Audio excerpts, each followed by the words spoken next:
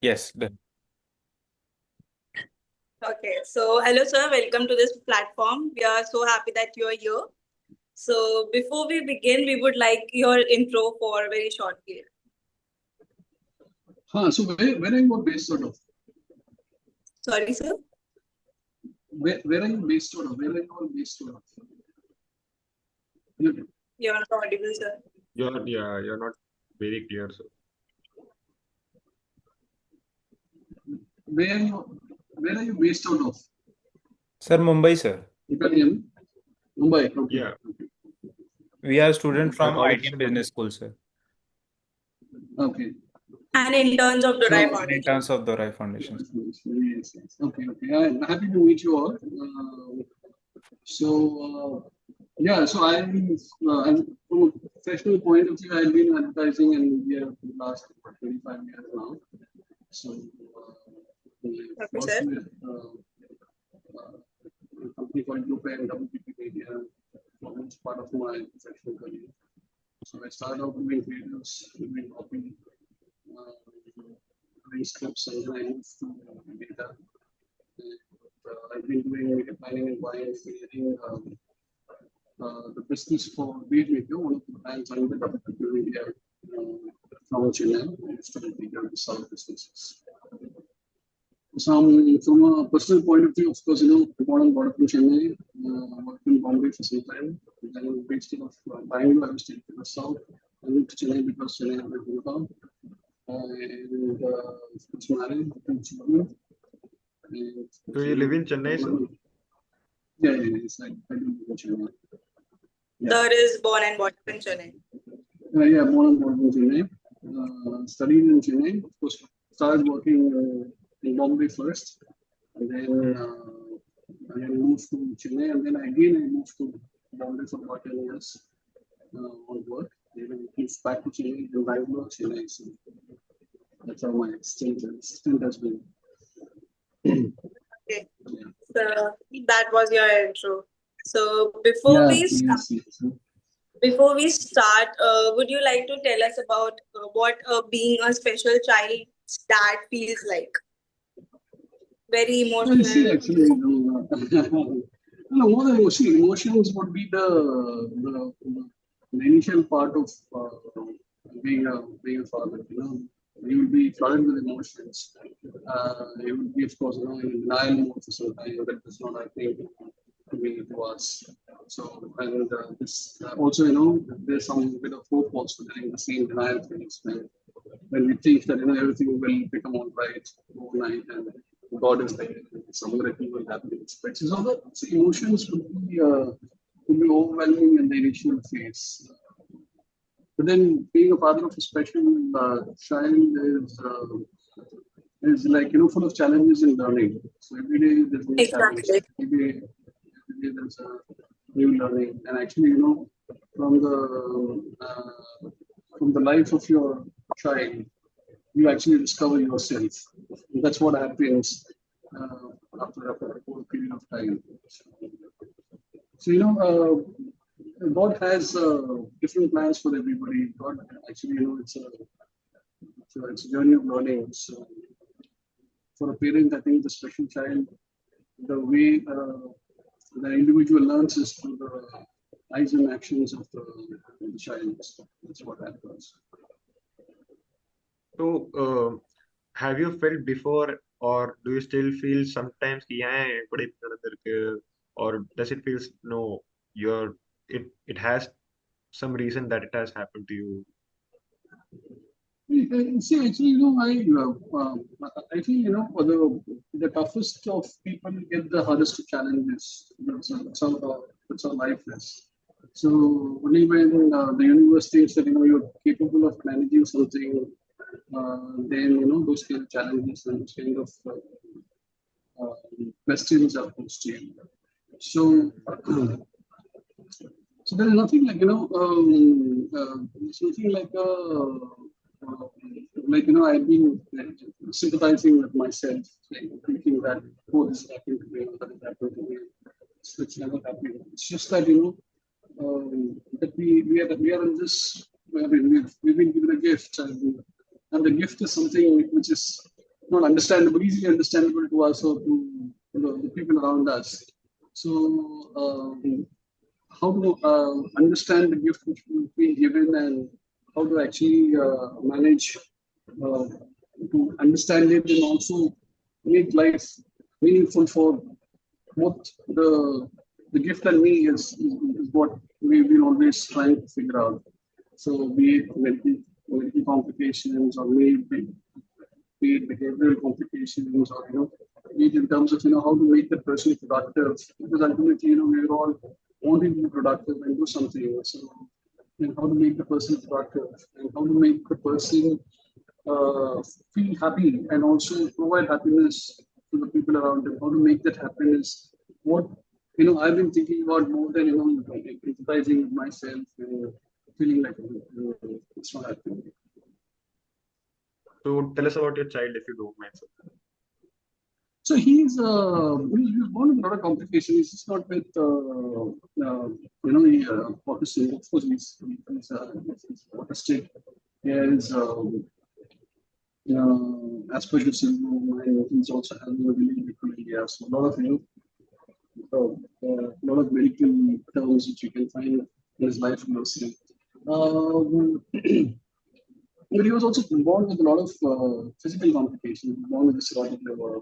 He was born with glycogen storage disorder type things. So he was born with all these issues. And he's epileptic as well. So he have to take neurological medicines. So it's like a double whammy. So he has medical complications for which he needs to take medicine. But at the same time, the medicinal side effects will also affect his neurological issues in terms of his autism, his behavioral issues, his OCD, etc., etc. So, it's a double whammy. You give medicine for physiological issues, but then that actually also has side effects, which is also going to actually add to his neurological challenges. So he's born with all those issues, but it's just that he's been a fighter. He's been actually as and when there are challenges, as and when actually we feel that he's going to go away from us, suddenly find some divine intervention, and he's been able to survive, fight every day.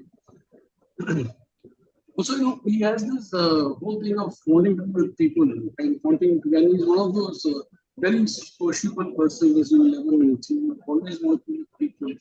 He'll always be, I mean, even if there is a stranger on the road, he never feels embarrassed to go start a conversation. There are questions about how you are and what you are. Correct. Yeah, so he's like that, yes, yeah. Okay, sir. So, sir, being a Gen Z, this is my question. What do you feel about the society? Like they have grown up with this kind of situation, or they are just, pinpointing or taunting you about the things which you are not, which the things are not good. So actually, two things. One is, of course, God's been very kind to us. We've always been surrounded by people who are very understanding, who are very caring, and who've been extremely sensitive. And actually, more than any of us, actually, we are surrounded by people who love sharing us more than us. So everybody is, showers in with love and care. So that way, we have God's been kind. We've been surrounded by people who've been aware and been very understanding, and who've been extremely supportive. So that way we've been blessed. The second thing is, we also come from a setup of creating awareness, evangelizing. So even if there is a situation where, see, what are we scared of? We are only scared of things which we do not know about. Only the unknown makes us fear. Once we know something, then we do not fear that much, right? So it's all about awareness. So we are also, the second part is that, we also take it upon ourselves to make people aware of the conditions. People know about things in terms of autism, in terms of psychosis, in terms of schizophrenia, whatever be the issue. We also try and do our bit in terms of making people around us who are scared to understand what it is all about. So that way, we've been able to think about certain equilibrium in terms of how people are engaging with us as well. So happy to hear blessed, this because you are the first parent who said that he got a loving surrounding family and all, because we have been taking interviews since yesterday and nobody told this to us. They have been struggling with this kind of things because society is not ready to So accept actually, this kind of thing. So actually, that's what that the society. The reason is because of people not knowing enough about it. Correct. So there is a huge lack of awareness in terms of why the situation is, why a certain person is behaving in a certain way, and what is that we should be actually doing. So that is, there will be some extreme people who are not so empathetic and do not want to be understanding uh, but then a lot of people, I think the majority, when they understand what the situation is, once they are aware of why a certain thing is happening, that will be much better. And I think it's a responsibility. It's not about the NGOs or the government or the medical organizations or the people who are in the sector to create awareness. It is also, I think, the responsibility of the parents, of the relatives, right? Like, for example, siblings. I have a daughter who is normal, right? So that way, it is the responsibility of the sibling or the parents to actually create awareness about the condition, the challenges which the other person is facing, so that it becomes easier for the society to understand. Okay, sir. So your son, how old is he and what does he do, sir?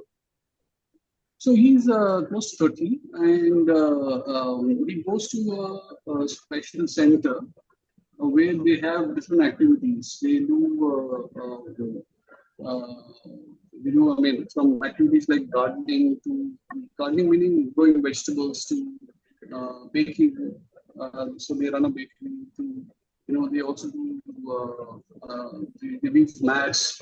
So, and they also do a lot of upcycling of waste to create decor items. So, he goes to the center and keeps himself busy with a lot of productive activities. And also, he was also before, he also actually somehow we enrolled him in NIOS, and he stayed in 12th standard as well.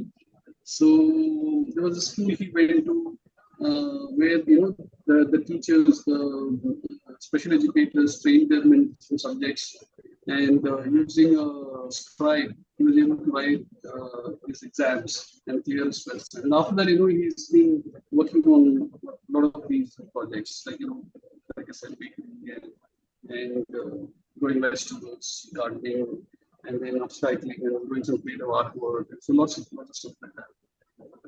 That's great.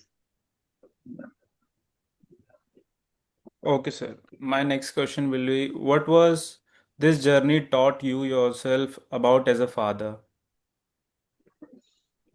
So that's what actually, a lot of things. See, I'm very introverted. I find it very difficult to actually open up a conversation with people who I do not know. And also, I'm Second, introverted sir. in terms of, Just a second. Sorry? You said that you are an introvert. Yeah. And still you agreed for the interview. That is so thankful. Thank you. So anyway, I'm also, I find myself little unsettled when it comes to partying, etc., etc. When there are people, not partying in the sense, not the actual partying going to dispose, etc. But even when we are having No, some but not expressing a when we lot are having music. Yeah, so I'm not so very comfortable with the social setup. But then now I'm having a son who's just social, who's the other side of the pendulum, right? So you can see the kind of learning I would be getting because I'm just with him. I cannot be saying that I'm not sociable and not be without talking to people when he's only making so many friends and he wants to be with friends. So it also expands the. So probably like Shweta said, right? Though I'm an introvert, I've been able to comfortably talk to you all and interact with you all, and I can agree to these kind of discussions is probably because my son has taught me so much in terms of how to be sociable. So likewise, he has this abundant energy. He has everything. I mean, he doesn't sit on like, oh, I have accomplished this task, so I need to take rest. He is continuously thinking of what next. He always keeps telling you need to give work to the brain, otherwise it will rot. That's what he'll say in Tamil. So he will always be thinking about what next, what next. So that's a big learning for us, right? What we do is we have this thing of doing it linear. We finish some task, we complete some job, and then we will take rest, and then slowly plan for the next job, and then there'll be inertia. We'll be thinking about when to start, what to start. No, but Srinivas, one if you finish that particular task, you'll have to get into another task, another task, another task. So he will actually keep you energized and thinking about what next and keep your brain ticking. So lots of things. These are small things which I've told me, and a lot of things you keep learning from him. And he's So, like, he's like a shlokas and bhajans. He is linguistically talented. From Marathi to Gujarati to, of course, Hindi, Tamil. He knows bhajans across different languages, shlokas. He's a so my genius. next question, as you said, what's next? What's next? So my next question is related to that only. Like every other parent who has a dream for their child, कि मेरा बच्चा MBA हो जाए, मेरा बच्चा doctor बन जाए, मेरा बच्चा engineer बन जाए. Do you have any kind of dream for your son? See, actually, I see, as long as he's happy, every time, when we do something for him, we have never thought that, we would do that. It was never a planned thing for him. So when we suddenly felt that, you can do 11th standard, 12th standard, you can clear NIOS. Some 3 years, 4 years back that happened, we never thought that we would be able to do it. But suddenly, he came up with that potential and we were able to do it. And then and after he finished his 12th standard, when we were thinking about what next, suddenly he said that, I wanted to, he only just came up with it. I mean, of course, he comes up with a lot of random stuff, but we pick those nuggets from whatever he says and then we make it work. So he only randomly said that, I want to be with my family. Of course, he called his friends family. So he said, with my family members, I want to open a bakery. I want to start a bakery. Is what he freely mentioned. So we ensured that, there was bakery set up for him so that, he could come with other friends of his who are adults with special needs. They can come together and do baking. So that way, there are things which keeps happening without a plan for him. Right? So the overall thing is that we would want to actually keep him happy and keep doing what will make him happy. He likes going on road trips. So, we would want to do a road trip with him. And so, of course, we did a road trip. We went to Ladakh by car, and we went. I mean, he came along with me, and then we went to Kadundla, which is the highest motorway pass in the world. So we went there, and then we came back. Likewise, we would also want to do more trips like that. That is something which he loves doing, and he also wants to do a lot of stuff with his friends in terms of creating activity centers, and he also wants to actually create something which is like an entertainment setup for adults with special needs. So those are the things which we are having in our mind. God willing, that's it.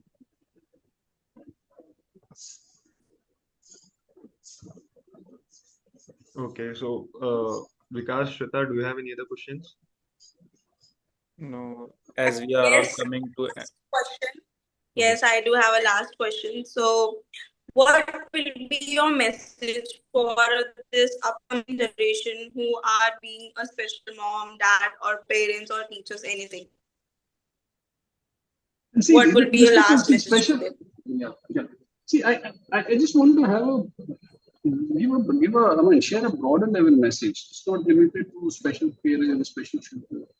See, I feel, from the interaction I've been having with a lot of people, it's not Gen Z with late millennials, who is going to take over the world in another few years, who's going to run the world. See, there is this question of, um, is it fine to be good, right? What is the value of being good? Somehow, everybody started questioning goodness itself. Yeah. They feel that goodness is a sign of weakness. A lot of people feel that goodness will be exploited, so we should not be openly good, right? So Actually, because of this, you can say because of this cunning world where everyone is selfish, everyone is just thinking about themselves. Even if today I'm making a friends with someone, I will be thinking for myself. Is this good for me? He will teach me something, or she will teach me something. Then only I'll make friends. So because of this, I think this has happened that people started thinking goodness is a sign of weakness. yes, sign of weakness, and they're thinking that goodness is. I mean, you cannot assign value or you cannot assign return of investment on everything. That includes goodness. Right? So there is this big doubt around being good. So Yeah. even though your heart says do it, people don't want to actually do it because they fear being exploited. They fear that somebody will make use of it, and then they'll see that there is a hidden motive for the other person to seek help, right? But then when we are talking, we are posting content on Instagram and etc., we say that be good, do this, be charitable. If somebody is asking for help, be the first one to help. All that when we say. But unless and until that person is dying, right now, we wait for that person the last moment he takes his last breath, and we actually know that proof of him dying is when we would want to do good, right? That's not going to help, right? So what I'm saying Yeah. is, even if you even my only message is that even if you're going to feel exploited, right? Even if you feel that somebody's going to take advantage of you, somebody's going to think that it's going to be weakness. My message is that don't doubt goodness. Just be good. It's okay. Okay, don't put a doubt into my goodness will be exploited and so I'm not doing good. So let it not affect you doing good is what I'm saying. Let them get exploited. Let you get exploited. Yeah, how much you're going to get exploited? Fine, but then the exploited by one person, if you want to do good for another 9%, then 90 out of 100 is a good score today. So my message, the larger message is that never doubt being good. Don't think that being good is going to be exploitative, etc., etc. And don't doubt good. Just be good and just be actually yourself in terms of that the most important thing is it's just not intent. There is you guys would have studied intent versus behavior. So you can be very good in your heart, that is intent. But if it's not going to translate into behavior, if it is not translate that good thought, if it is not going to translate into behavior, then you thinking good and you thinking that you are good is not of any use. So just trust being good is my message. Okay. With that, we come to the end of our session. Thank you. Thank you so much, sir, for being on this platform and sharing your experience with us. Yes. Even though you're an introvert. Okay. Thank you. Thank you so much, sir. Thank you so much, sir. Thank you for actually having me in the session. I'm so happy to see such bright, sharp minds. Happy that I could spend some time with you all. Thank you so much. Thank you so much. Thank you. Thank you so much, sir.